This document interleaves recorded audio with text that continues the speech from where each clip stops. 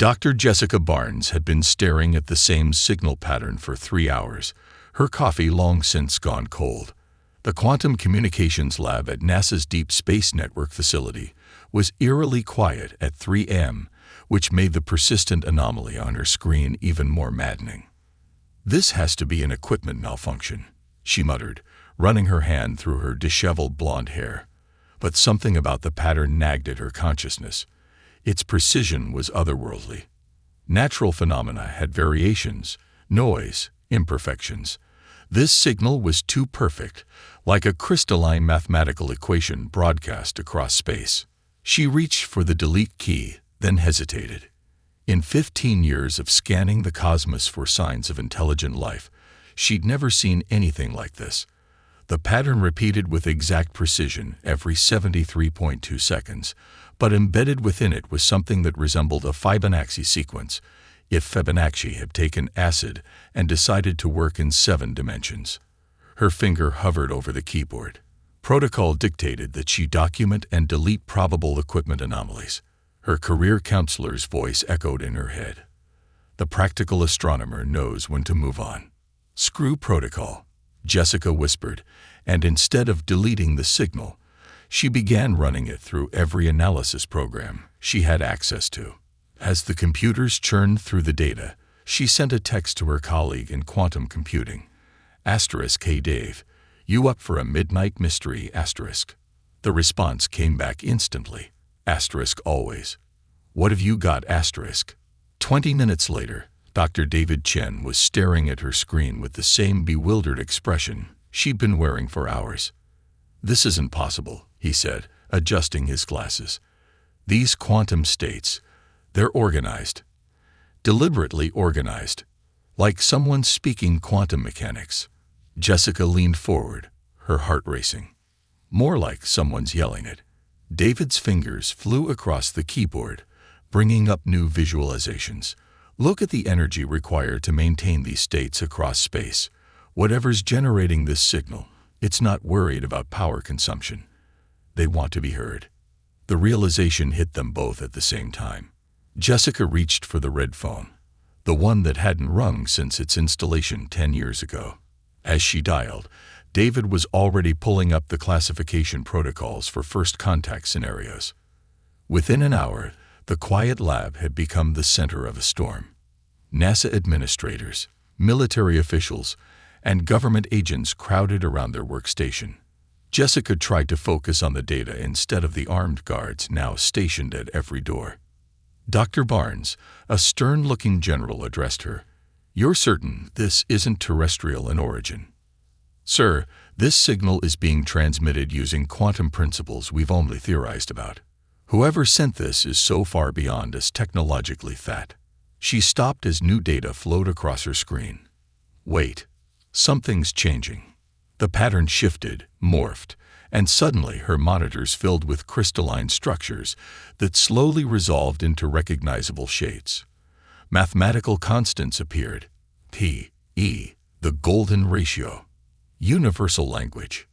Then, impossibly, English text began appearing on her screen. To the species of Sol 3. Designation: Earth. We are the Galactic Concordat. We have watched. We have analyzed. We require your assistance. It's a message, Jessica breathed. They're actually talking to us. More text followed. Our civilization faces extinction. Enemy forces designated Shard Collective have overwhelmed our defenses. Conventional warfare has failed. Analysis of your species indicates unique tactical advantages. Your history of conflict evolution designated as perfectly imperfect. Request immediate military consultation. The room had fallen dead silent. Jessica scrolled through the incoming data, her hands shaking. The next section made her blood run cold. Analysis of Earth historical records indicates 98.7% of human technological advancement derives from warfare applications. Species designation updated. Natural weapons evolution blueprint. We need your anger. We need your violence. We need your imperfection. The general leaned forward, his face illuminated by the scrolling alien text. "Dr. Barnes, what exactly are they asking for?" Jessica swallowed hard. "Sir, I don't think they want our technology or our resources." She pointed to the final line of text appearing on her screen. "They want us to teach them how to fight." Asterisk, will humanity answer? Asterisk. Colonel Jack Thunderbolt Morrison stood in the space station's hangar bay, watching the alien shuttles approach through the reinforced windows. After 23 years of Marine Corps service, he thought he'd seen everything. The iridescent craft, proving him wrong, was roughly the size of a C-130, but it moved with an impossible grace that made his stomach turn. "Remember," General Hayes said beside him, "you're humanity's first military liaison to an advanced civilization. Try not to start an interstellar war in the first 5 minutes." Jack grinned, the scar on his left cheek pulling tight. "No promises, sir. These folks asked for our help because they're losing a war. They don't need a diplomat. They need someone who knows how to break things." The shuttle docked with a precision that would make NASA engineers weep. When the airlock cycled, Jack got his first look at the Concordat representatives. 3 beings emerge, one tall and crystalline, another that seemed to be made of flowing liquid metal, and a third that looked like a sophisticated hologram given physical form. Colonel Morrison, the crystalline one, spoke in perfect English, its voice resonating like wind through chimes. "I am Strategic Overseer of X3X. Your species' reputation is most interesting. Glad we could keep you entertained," Jack replied, noting how the alien's crystalline structure subtly shifted with each movement. Perfect for energy weapon diffraction, he thought. Terrible against kinetic impacts. The tour of their flagship went exactly as Jack expected. Lots of impressive technology that relied entirely on energy shields and quantum-locked defenses. He counted 17 critical vulnerabilities in the first 10 minutes. "And this," Vex-3X announced proudly, "is our primary defense matrix. The quantum-entangled shield network can withstand any known energy weapon in the galaxy." Jack pulled a small device from his pocket. "Mind if I test that?" Before they could answer, he clicked the button. The electromagnetic pulse was barely strong enough to disable a civilian smartphone, but the aliens' expressions of shock as their impenetrable shields flickered and died was worth every second of the dressing down he'd get later. What primitive weapon is this?" the liquid metal alien demanded, its surface rippling with agitation. "Just a basic EMP device. We developed these back when we were still figuring out computers." Jack held up the device. "Your shields are quantum locked, which means they're sensitive to state changes. EMPs are messy. They don't care about quantum states. They just break things." The holographic alien moved closer, its form shimmering with interest. "But our defenses are perfect. The mathematical models." "That's your problem right there," Jack interrupted. "You built perfect weapons and perfect defenses for a perfect battlefield. Humans, we've spent thousands of years figuring out how to win when everything goes wrong. We plan for failure because failure is inevitable." He walked over to a console, pointing at their defense schematics. "Look here, you've got no redundancy. One system fails, they all fail. Humans learned that lesson the hard way. We build backup systems for our backup systems. Hell, we still train our soldiers to fight with sticks and knives, because you never know when the fancy stuff might fail." "Barbaric," Vex-3X whispered. "Practical," Jack corrected. "The universe is chaos. The side that embraces that chaos usually wins." The aliens conferred among themselves in their native language, their agitation clear even across species barriers. Finally, Vex-3X turned back to him. "Colonel Morrison, we have reviewed your Earth military history. Your species has spent more time at war than at peace. You solve problems with violence that we would approach with diplomacy. Your methods are disturbing." "Yeah," Jack raised an eyebrow. "How's diplomacy working out with the Shard Collective?" Silence. "That's what I thought." He pulled up their tactical display, highlighting their recent losses. "You folks built the perfect military machine. But the shards figured it out because it's predictable. You know what's not predictable? A bunch of angry eights who spent their entire history trying to kill each other in increasingly creative ways. And this is beneficial? The liquid metal alien asked. Jack's grin turned predatory. Let me put it this way. You've got amazing technology, but you fight wars like they're chess matches. Humans, we flip the board, set it on fire, and punch our opponent while they're trying to figure out why we're not following the rules. The aliens stared at him in horror, but he saw something else in their expressions too. Hope. So, Jack said, want me to show you how we really fight? Lieutenant Emma Wildcard Rodriguez crouched behind the twisted wreckage of what had once been a Concordat defense tower, her squad of mixed human and alien soldiers pinned down by shard fire. The biomechanical enemies had predicted their perfect assault plan perfectly, which was exactly the problem. With respect, Lieutenant, her crystalline second-in-command, Sub-Commander Ixtal, transmitted through their neural link. We must wait for targeting systems to recalibrate. Protocol dictates.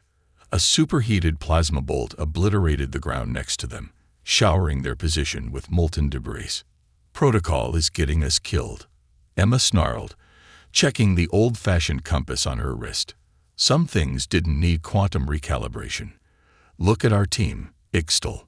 Really look. The alien warrior turned his crystalline head. Their 12-member strike team, 4 humans, 8 aliens, had divided perfectly along species lines. The aliens were frozen in textbook defensive positions, paralyzed without their targeting systems. The humans had already spread out, using terrain and improvised cover. The shards took out our fancy tech because that's what they expected us to rely on, Emma said, pulling an ancient friction primer cord from her pack. Time for some Earth history lessons. Ever heard of the Viet Cong? Before Ixtal could respond, Emma had tied the cord between 2 pieces of debris, creating a primitive tripwire. She pulled out several thermal charges, barbaric explosives the aliens had initially refused to even touch, and started laying them in a pattern that would have made her demolitions instructor proud. Lieutenant, what are you? Covering fire, Emma bellowed, and her human squadmates responded instantly, laying down suppressing fire with their kinetic weapons. The aliens watched in horror as actual bullets, physical projectiles, filled the air. Fall back by pairs, she ordered. Humans first, aliens second. Move. The retreat was textbook messy, exactly as she planned. The shards, their artificial intelligence guided by countless battle simulations, projected the most efficient pursuit route, straight into her trap. The first explosion caught 3 shard units in the blast. The second and third detonated precisely as their targeting algorithms suggested they move to optimal firing positions. By the 4th explosion, the enemy's perfect formation had devolved into chaos. Now, Emma roared, charging forward with her rifle blazing. Get in close. They hate close combat. It was true. The shards, like their Concordat adversaries, had evolved beyond primitive hand-to-hand fighting. They had no protocols for an enemy that willingly closed to knife-fighting range. Emma's combat blade, an actual steel knife that had earned her endless mockery from the aliens, found gaps in the shards' armor that their sensors didn't even register as vulnerabilities. The enemy units, confused by the apparently suicidal humans in their midst, fell back. Ixtal, she shouted, remember what I taught you about improvising. The crystalline warrior hesitated for just a moment, then did something that would have gotten him court-martialed in the Concordat military. He used his own crystalline arm as a weapon, shattering it against a shard sensor cluster. The unexpected physical attack, combined with the cascading explosions and the humans' aggressive close-quarters assault, shattered the enemy's cohesion. 3 minutes later, the shard force was in full retreat, their perfect battle algorithms unable to compute a response to pure chaos theory in action. Emma found Ixtal staring at his regenerating arm in shock. That was primitive, he said. That was effective. She corrected, reloading her rifle with practiced ease. Sometimes the old ways work best. You know why humans still train with wooden sticks and dummy grenades? I assume there is a logical. Because the basics always work. She gestured at their surviving squad members. Your targeting systems failed. Our bullets didn't. Your battle computers crashed. Our tripwires didn't. Sometimes the most sophisticated solution is a rock with good aim. Ixtal was silent for a long moment, watching the humans check their weapons and tend to their wounds with casual efficiency. We have spent millennia trying to remove the chaos from warfare, he finally said. Emma grinned, wiping shard fluid from her knife. Yeah. How's that working out for you? Perhaps, the alien warrior admitted. It is time we learned some new old ways. In the distance, more shard units were advancing, their formations perfect, their strategies flawless. Emma chambered around. All right, class. Time for lesson 2. Guerrilla warfare. Captain Marcus "Mad Dog" Sullivan sat in the command chair of the U.S. Normandy, staring at the holographic battle map with an expression that made his alien advisors nervous. The massive display showed thousands of shard vessels moving in mathematically perfect formations through the Arcturus sector. Their patterns were beautiful, elegant, and entirely predictable. Sir, his quantum intelligence advisor, a being of pure energy named Zextrol, pulsed with concern. The shard fleet's movements follow optimal space warfare algorithms. Our simulations show a 99.8% probability of defeat if we engage. Marcus reached into his pocket and pulled out a worn deck of cards, something he'd carried since his days as a Special Forces operator. He began shuffling them with practiced ease. Tell me, Zextrol, do you know what drives AIs absolutely crazy? He dealt 5 cards face down. Incomplete information. Captain Sullivan, this is hardly the time for. Operation Chaos begins now. Marcus thumbed his command console. All ships, execute emergency protocol Sierra Hotel India Tango. Across 40 human vessels, crews sprang into action. Not the precise, choreographed movements the Concorde had expected, but the controlled chaos of humanity at war. Engineering teams began manually overriding quantum communication arrays, creating deliberate interference patterns. Captain. Troll's energy form flickered in alarm. You're disrupting all coordination systems. The fleet's tactical network is now dark, messy, and completely unpredictable. Marcus flipped one card over. The Joker. Just like us. The Shard fleet's perfect formation suddenly hesitated. Their entire tactical doctrine relied on complete information sharing and perfect predictive models. Instead, they faced an enemy deliberately creating chaos. All ships, weapons free. Execute random jump patterns, Alpha through Zulu. Give me beautiful chaos. People. The space around them erupted as human ships began jumping in and out of faster-than-light travel at irregular intervals. Not the measured, tactical jumps the Concordat used, but wild, seemingly random movements that defied conventional space combat doctrine. Sir, his human XO reported with a grin. The Shards are attempting to establish targeting solutions.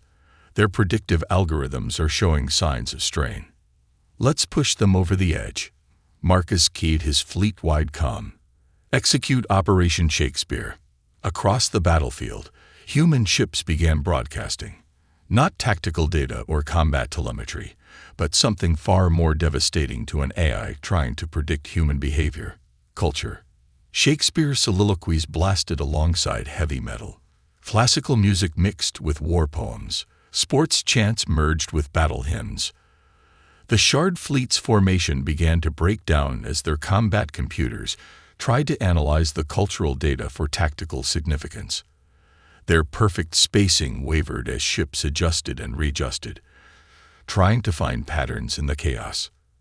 They're slipping, Marcus said, dealing another card. The Queen of Hearts. All ships, execute attack pattern Murphy. Captain. Troll interrupted. There is no attack pattern Murphy in any tactical database. Exactly. Marcus grinned. Murphy's Law. Anything that can go wrong will go wrong. So let's be the ones controlling the wrong. Human ships began executing maneuvers that violated every principle of space combat. They deliberately created collisions between their electronic warfare fields, generating unpredictable electromagnetic storms. Kinetic weapons fired at seemingly random vectors created debris fields that forced the shards to constantly recalculate. The Shard fleet, faced with an enemy that seemed to be actively defying logic, began to fall apart. Ships crashed into each other as their collision avoidance systems received contradictory data. Their perfect formations dissolved into disarray. "Sir," his XO reported, "the shards are beginning full retreat. They'd lost tactical cohesion." Marcus dealt his final card, Ace of Spades. The death card, he mused, then turned to his still-stunned alien advisor. "You know what humans learned after thousands of years of warfare, Zextral. Perfect order is a weakness. The side that embraces chaos while maintaining just enough control to function. They're usually the ones left standing." He gestured at the retreating Shard fleet. They built the perfect war machine, but they forgot something crucial. War isn't perfect. It's messy, ugly, and chaotic. And humans, we're the masters of mess. Zextral's energy form pulsed thoughtfully. Perhaps the Concordat has something to learn about imperfection. "That's why you called us." Marcus gathered his cards, already planning his next impossible strategy. "Now let me teach you about something humans call asymmetric warfare. Trust me, the shards are going to hate it." Commander Diana Phoenix Mitchell watched her tactical display as the Shard dreadnought emerged from FTL, its massive form eclipsing the stars behind it. The U.S. Thermopylae, her aging heavy cruiser, looked like a rowboat compared to the biomechanical monster bearing down on them. "Multiple targeting locks," her tactical officer reported, voice steady despite the odds. "They're scanning our reactor signature." "Let them scan," Diana said, her fingers drumming on her armrest. "Status of the civilian evacuation. Last transport clearing the gravity well now, Commander. But we're fully bracketed. No escape vectors remaining." The Concordat liaison, a being of pure light named Helios, pulsed with distress. "Commander Mitchell, tactical analysis suggests a 100% probability of destruction if we engage. The logical course is to surrender." Diana finished, her scared face reflecting in the bridge windows. "That's what the shards expect. Their whole strategy relies on us making the logical choice." She stood, walking to the main viewport. The Shard vessel was beautiful in its terrible perfection, its crystalline surfaces refracting starlight like a massive diamond. Their previous encounters had taught her that the Shard's tactical computers calculated every decision based on survival probability. "All hands," she keyed the ship-wide comm. "This is the commander. The Shards expect us to surrender. Their computers say it's the only logical choice." She paused, letting the words sink in. "But humans didn't get to the stars by being logical. We got here by doing the impossible when it mattered most." The Shard dreadnought launched a swarm of boarding craft, confident in their victory. After all, their calculations showed no other outcome. "Helm, plot a direct course for their command node." Diana's voice was steel. "Engineering, divert all power to the forward shields and engines. Weapons, target their point defense grid with our remaining missiles." "Commander," Helios flickered rapidly, "this course of action has a 0% survival probability." "That's the point they don't understand." Diana smiled, but there was nothing gentle in it. Humans have a long history of choosing certain death over surrender when something more important is at stake. The Thermopylae's engines flared to life, pushing the old ship to its limits. The Shard vessel, detecting their apparent suicide run, began evasive maneuvers, exactly as Diana had predicted. "They can't compute it," she said, watching the enemy's formation waver. Their entire tactical doctrine is based on self-preservation. The idea that we'd sacrifice ourselves deliberately. It doesn't fit their models. But why? Helios asked, their light dimming in confusion. Because sometimes victory isn't about surviving. Diana thought of Earth's history, of Thermopylae, of the Alamo, of countless last stands where humans chose death over dishonor. Sometimes it's about showing others that there are things worth dying for. The shard vessel's point defense grid opened up, filling space with plasma fire. The Thermopylae shields buckled under the assault, but they held just long enough. For Earth, Diana whispered, then louder. Ram them. The Thermopylae's reinforced bow crashed into the shard vessel's command node at relativistic speed. The impact shattered both ships, but the resulting cascade failure in the shard's neural network sent ripples through their entire battle network. The last thing Diana saw before the explosion claimed them was the impossible. The shard dreadnought's perfect formations dissolving into chaos as their command structure tried to process why an enemy would choose certain death over tactical retreat. Hours later, in the Concordat's Strategic Command Center, Helios delivered their report. The Shard fleet has withdrawn from 3 sectors. Their tactical protocols are showing signs of fundamental reorganization. They cannot compute why someone would sacrifice themselves when surrender was an option. The Concordat High Command sat in stunned silence until one of the elder members spoke. Perhaps we were wrong about human anger. It's not their rage that makes them dangerous. It's their willingness to die for what they believe in. In the debris field that had been the Thermopylae, a single data buoy activated, broadcasting Commander Mitchell's final log entry. Remember us not for how we died, but for why we chose to die. The price of victory isn't measured in survival rates. It's measured in what we're willing to sacrifice to win. The message played on repeat, a testament to humanity's most powerful weapon. The ability to choose principle over survival, faith over logic, sacrifice over surrender. The Shards would never understand it. That's why they would lose. Major Tom Havoc Anderson stood in the Combat Information Center of the U.S. Valhalla, his scarred hands hovering over what his crew had dubbed the conductor's panel.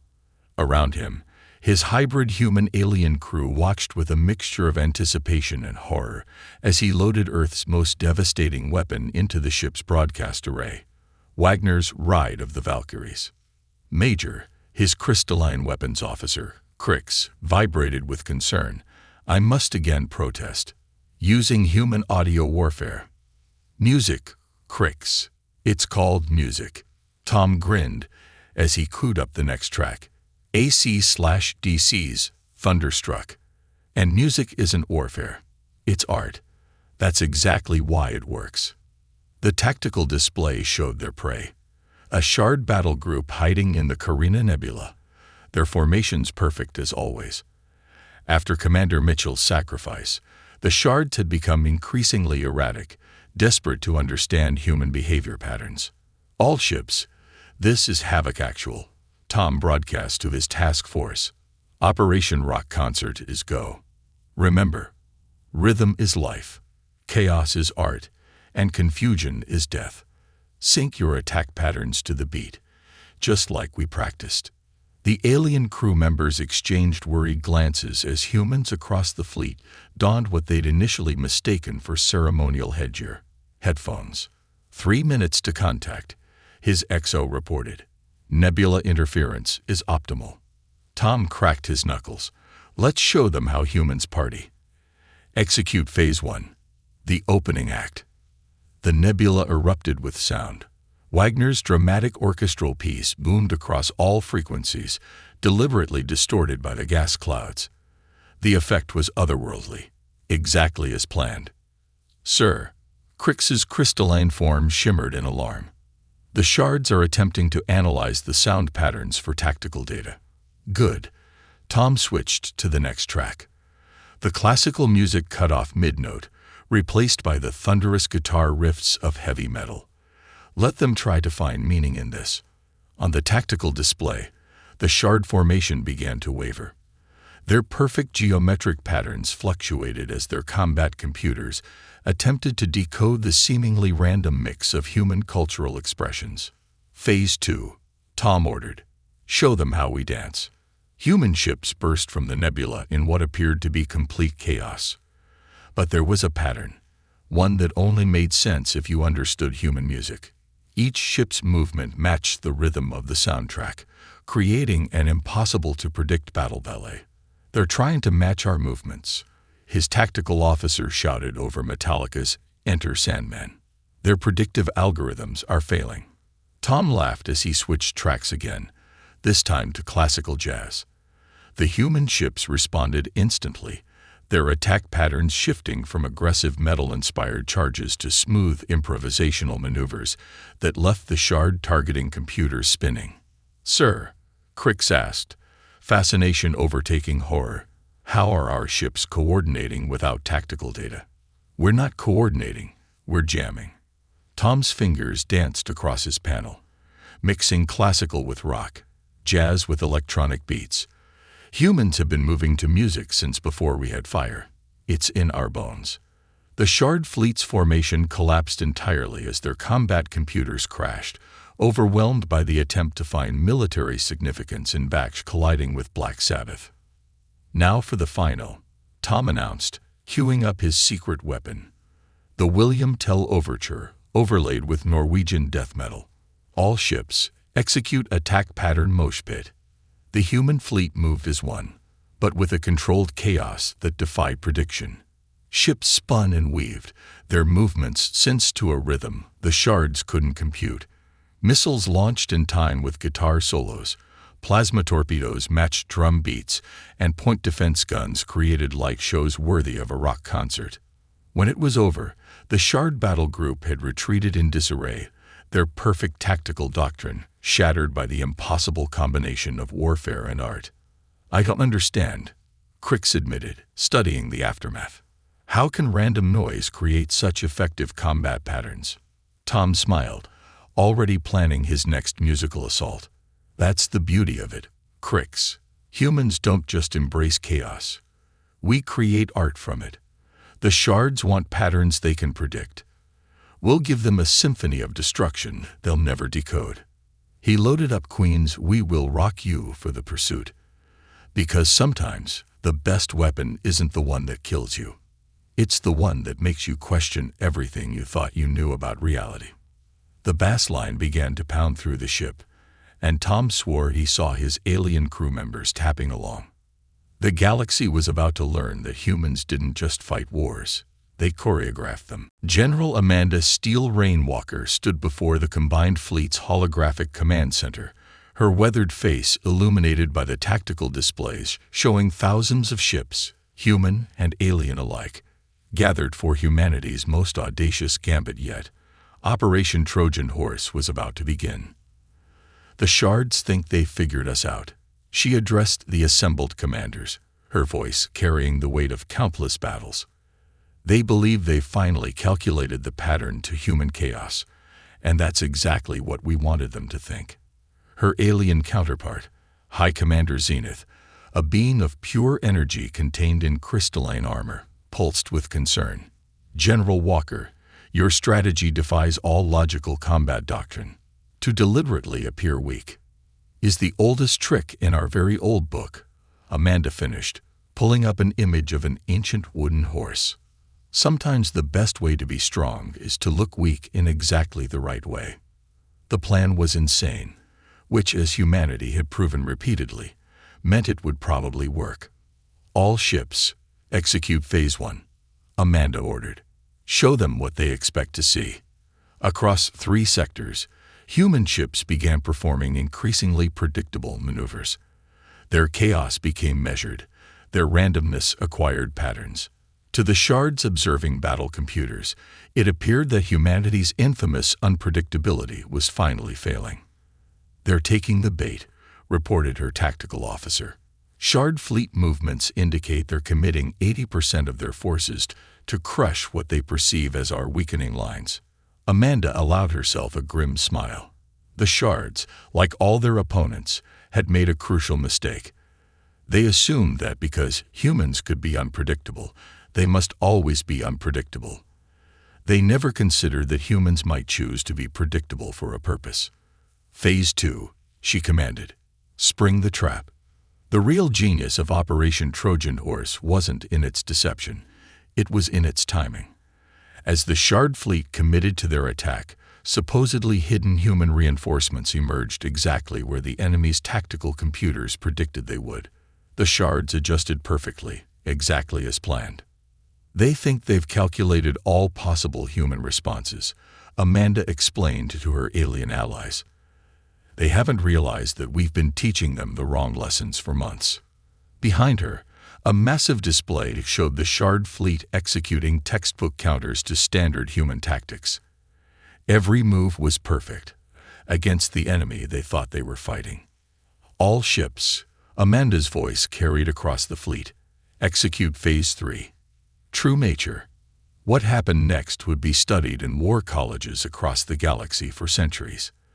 The human fleet's apparent predictability shattered like a mirror, revealing the chaos beneath.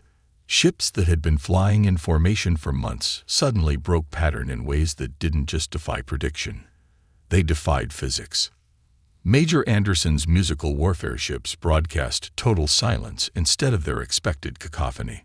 Colonel Morrison's primitive tactics were replaced with cutting-edge quantum attacks. Lieutenant Rodriguez's guerrilla units charged head-on instead of hiding. Every human commander did exactly the opposite of what months of carefully crafted intelligence had led the Shards to expect. By the first light, Zenith pulsed in amazement. You taught them to predict you wrong. Humans didn't survive this long by being predictably unpredictable, Amanda said, watching the Shard fleet's perfect formation collapse into genuine chaos. We survived by knowing when to be predictable, when to be chaos, and when to be something else entirely. The Shard flagship, its tactical computers overwhelmed by data that contradicted months of careful analysis, began broadcasting on all frequencies, trying to understand, trying to adapt. Now they learned the real lesson, Amanda declared. Coordination Group Alpha, execute Protocol Humanity. Across the battlefield, human ships began broadcasting their own messages, not tactical data or battle plans, but something far more devastating to an enemy that thought it had finally understood humans. The truth. We are not your calculations, Amanda's voice led the chorus. We are not your patterns. We are not your predictable chaos or your chaotic prediction. We are human. And that means we are whatever we choose to be, whenever we choose to be it. The Shard fleet, facing an enemy that had deliberately taught them the wrong lessons only to reveal their true nature at the perfect moment, began to break apart. The thing about humans, Amanda told her awestruck alien allies, isn't that we're unpredictable. It's that we can be anything, even predictable, especially when it helps us win. The battle wasn't over, but its outcome was already certain. The Shards had learned to fight the humans they thought they understood. They weren't prepared for the humans that actually existed. Admiral James Old Warhorse Henderson stood before the Galactic Council, his dress uniform bearing the weight of metals from 2 civilizations. The massive chamber, designed to accommodate beings of all forms, fell silent as he approached the podium. Above him, the holographic displays showed the final moments of the war, the Shard Collective's complete withdrawal from known space. Distinguished members of the Council, he began, his voice carrying the gravitas of someone who had seen both humanity's darkest and finest hours. You called us the Angry Ones when we first answered your distress signal. You weren't wrong, but you never understood why we were angry. The chamber's crystalline walls reflected his words, carrying them to every corner where representatives from 100 species waited to understand the force that had changed their galaxy forever. Humans aren't angry because we love war, he continued, touching the old combat knife at his belt, now a ceremonial symbol of humanity's primitive wisdom. We're angry because we hate it so much that we'll do anything to end it quickly. We're angry because we understand its cost better than anyone. He gestured to the battle footage playing behind him. Commander Mitchell's sacrifice, Major Anderson's musical warfare, Colonel Morrison's chaos tactics, Lieutenant Rodriguez's guerrilla operations, Captain Sullivan's psychological combat, and General Walker's ultimate deception. You thought we were savages because we kept our primitive weapons alongside our advanced technology, because we trained for chaos alongside order, because we taught our soldiers to fight with sticks and stones, even as we gave them starships. The council chamber's lights dimmed, focusing on the human admiral who had helped reshape warfare itself. But here's what you never understood. Humans don't advance by abandoning our past. We advance by carrying it with us, learning from it, building on it. Every weapon we create, every tactic we devise, comes from lessons written in blood across our history.